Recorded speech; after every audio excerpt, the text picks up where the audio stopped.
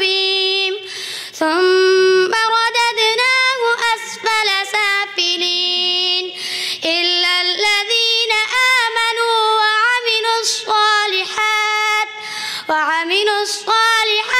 فلهم أجر غير ممنون فما يكذبك بعد بالدين أليس الله بأحكم الحاكمين صدق الله العظيم.